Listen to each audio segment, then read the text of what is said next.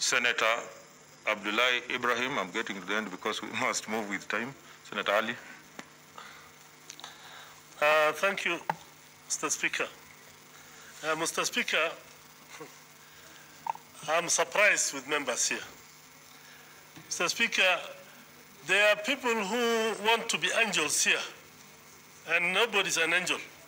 We are all human beings. We all make mistakes. There's no way you can say that when things are taken to committee, it will be done in a better way. It will be done in a proper way. I believe that when it is done in the plenary, when all members are sitting, there are no special senators more than others, Mr. Speaker. All senators have been brought here by their respective counties, by others who are appointed by their parties, and all are equal. That's why I don't agree with what the members are saying, that we should go to plenary.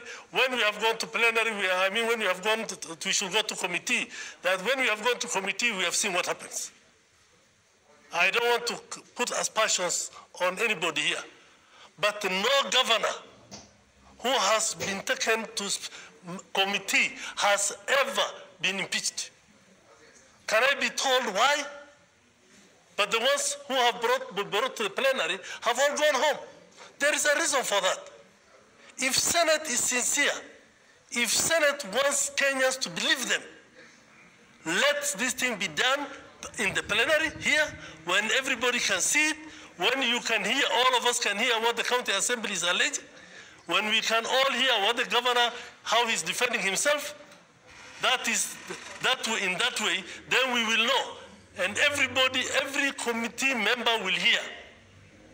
Most members here do not attend committees, Mr. Speaker.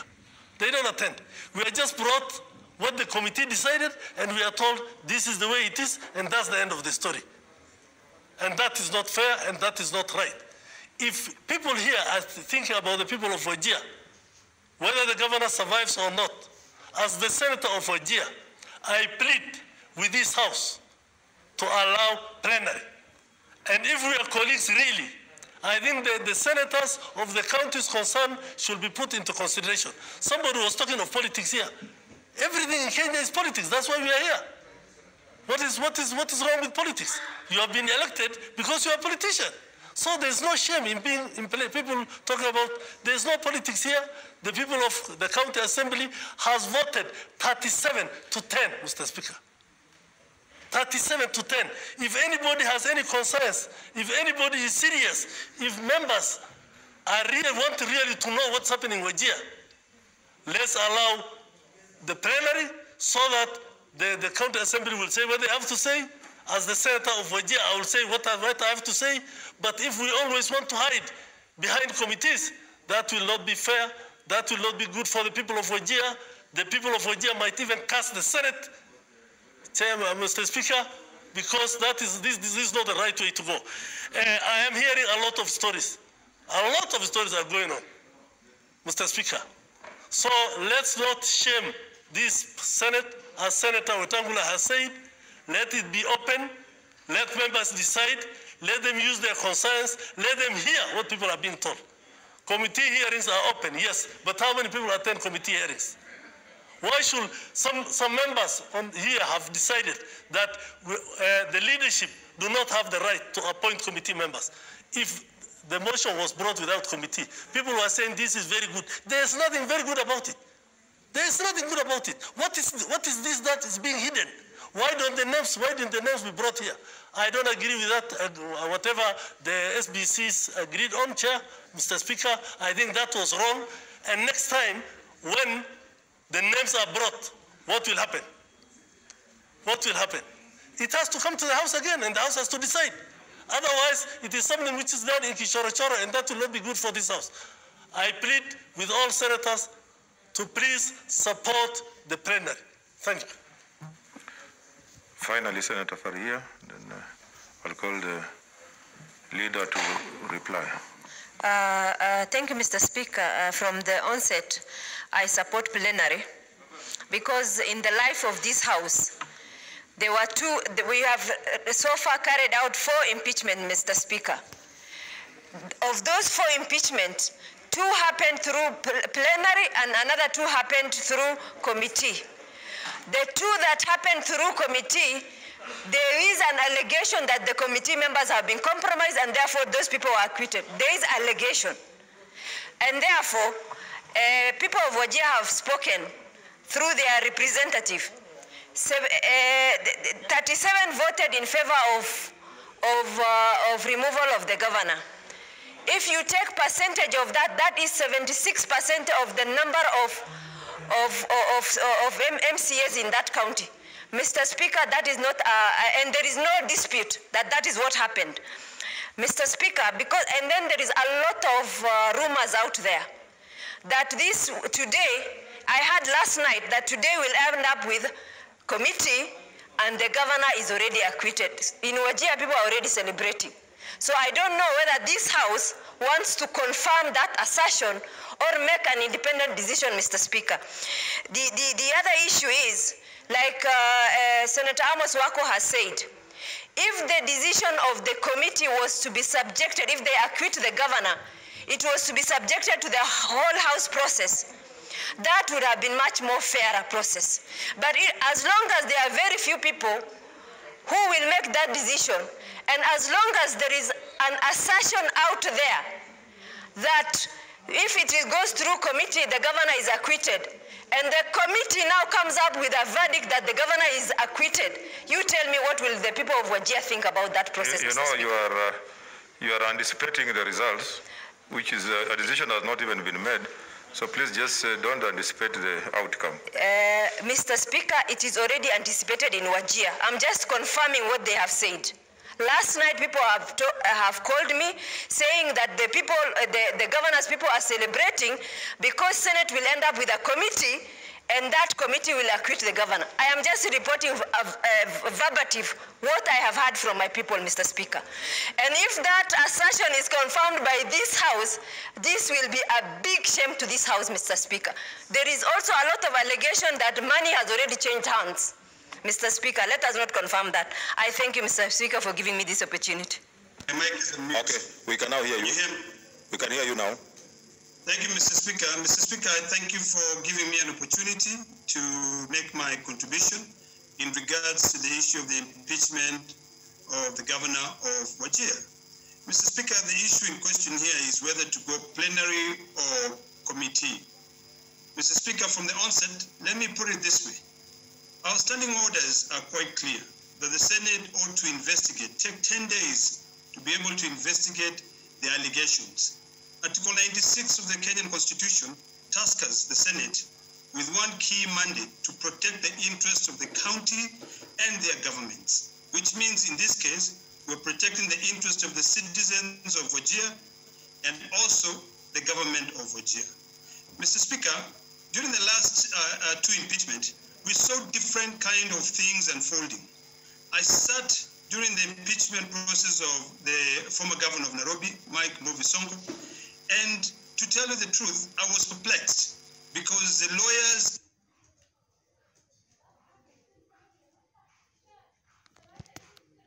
be able to give justice to the people of Nairobi and also the former governor of Nairobi. Another point, Mr. Speaker, sir, I was convinced that plenary is the worst form of justice that anyone, or procedure that someone can expect to be given justice. Mr. Speaker, the documents, the amount of money which was used by the county assembly to be able to make copies that can be brought in, the issue of the preliminary objections, those were things that were actually just wished away in my view, Mr. Speaker. We did not, and these are my views, give the county government of Nairobi, neither did we give the county governor of Nairobi then any form of justice, because we are quick to rush to be able to conclude the matter. And I don't believe that I would be fulfilling my mandate as a senator if I just wish away and not even look at the allegations. I know, Mr. Speaker, that an impeachment procedure in the Senate is not really a legal procedure, but more of a political procedure.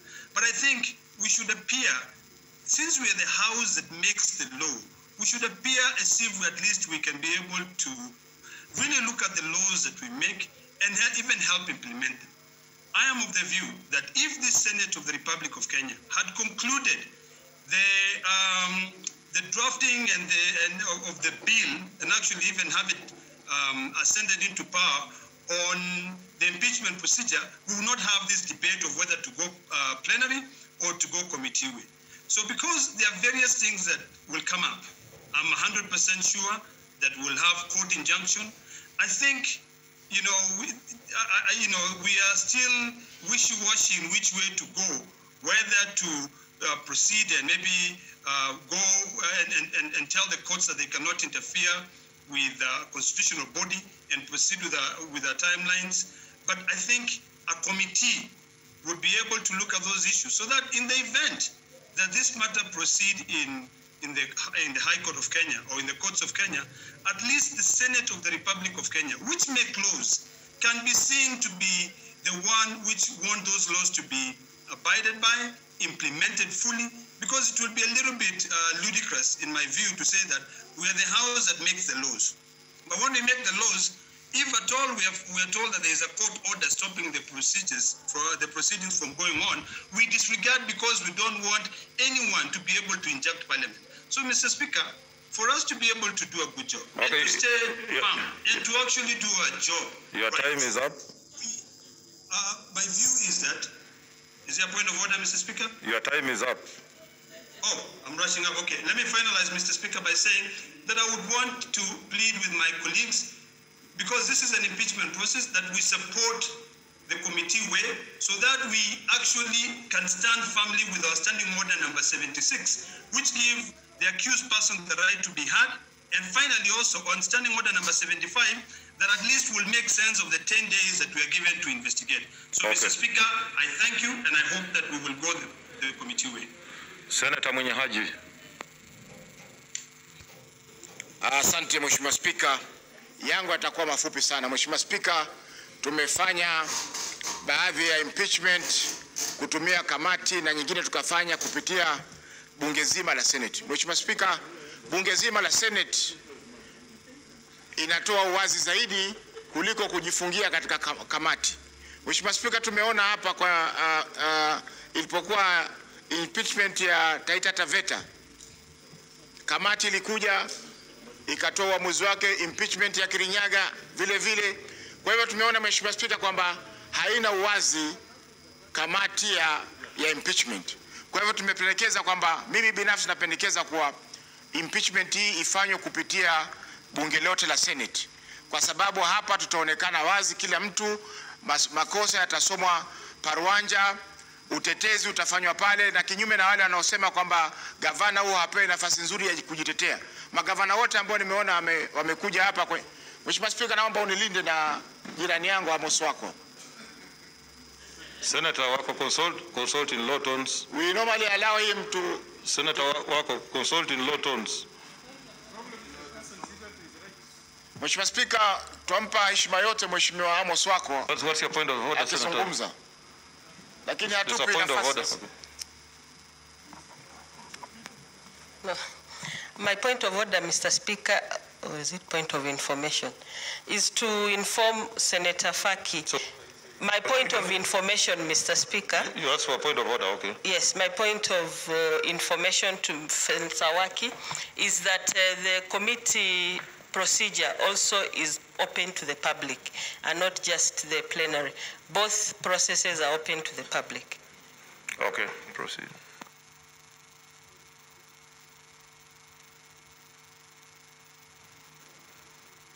Mheshimiwa Spika, zote ziko wazi kwa wananchi, lakini ikiwa tumekaa bungeni,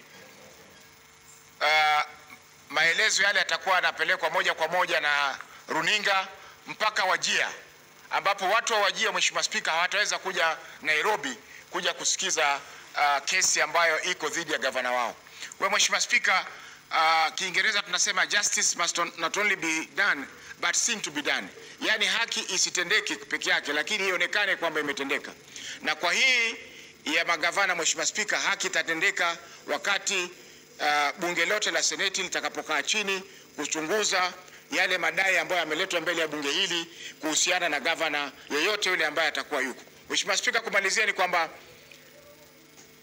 kanuni zetu zinafaa zibadilishwe wakati tunapoangalia kwa gavana akipatikana na hatia anatakana aje kujitetea, lakini ikiwa ameonekana kwamba madai hayakuthibitishwa, bunge halitapata tena fursa ya kujadili ripoti hili. Kwa Mheshimiwa Spika, imekuwa kwamba bunge ni kama conveyor belt.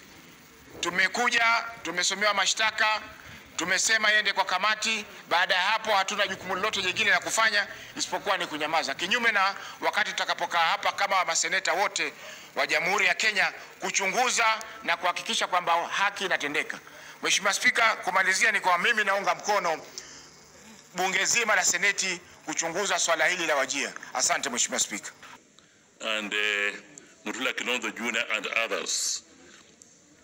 We have had an experience of both this House sitting as plenary investigating a matter. We have also had the experience of going via the special committee report. Speaking as a lawyer, I am more inclined towards a special committee delving into this matter. Because in those situations where we have had a special committee delving in this matter, at least the House has had a full report on each and every allegation that has come before us and the evidence that they had and what they decided. When it comes straight to the plenary, we do not have such a full report by the very nature of the plenary. Also, there's also a tendency of things being highly political when it's just a plenary rather than a committee. So as a lawyer, as a senior counsel, former chairman of the Law Society of Kenya, former chairman of the African Bar Association, former Secretary General of the International Bar Association, and of course, Attorney General Emeritus, I'm inclined towards the committee. But Mr. Chairman, that's where now we as a House should really consider making some slight amendments to our standing orders.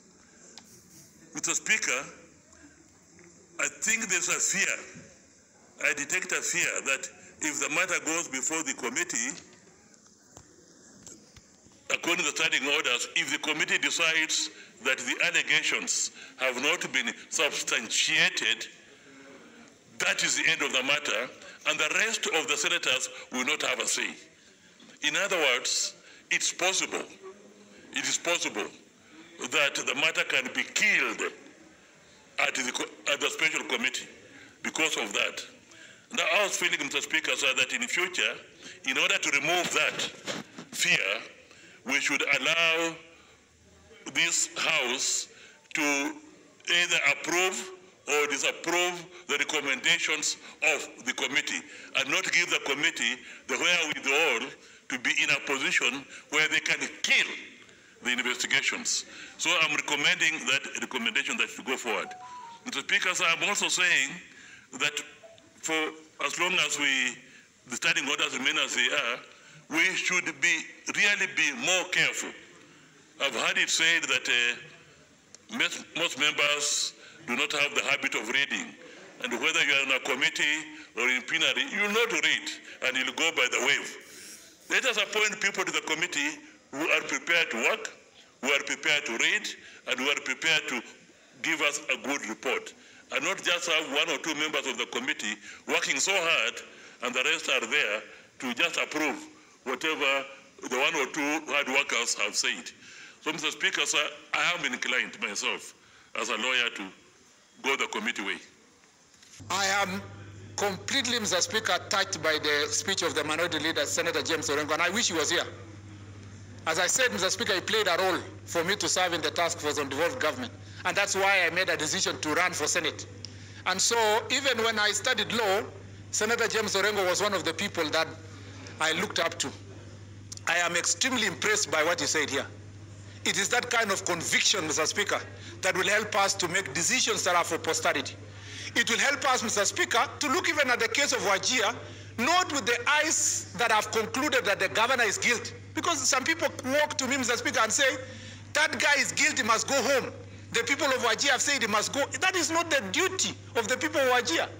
This house, like you communicated, Mr. Speaker, is for us to look at the facts. If the facts, Mr. Speaker, say we must convict, we must convict.